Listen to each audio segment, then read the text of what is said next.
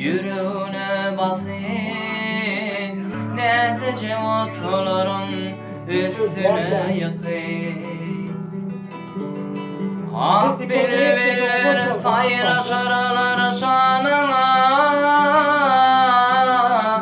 varmalı güller yığıp koyarım mazarına. Sen dolanıp gelmedim enlere maydana, göz yaşın döküp gittin dünyadan.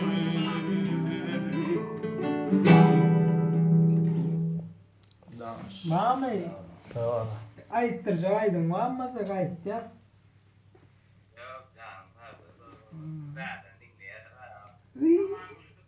Aman. Şu at muhtuna diyeyim. Şu at mut ya, ara problema yok ya.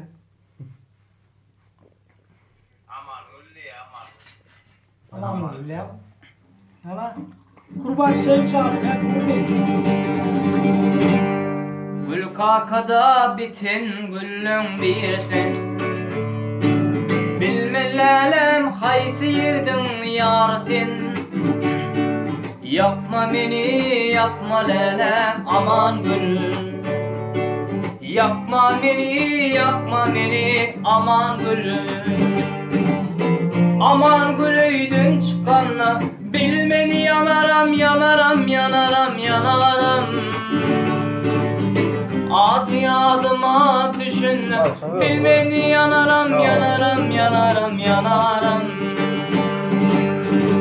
Gül kakanın bağı ören gördüm,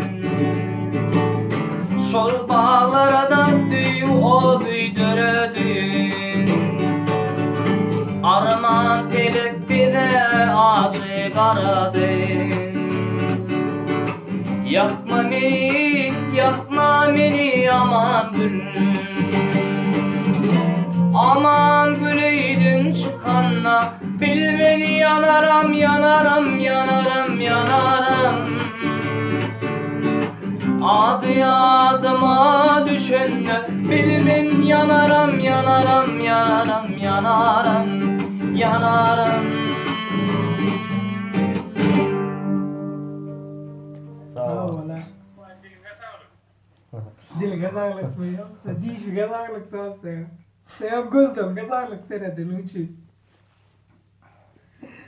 Ne yapıyor? Ha?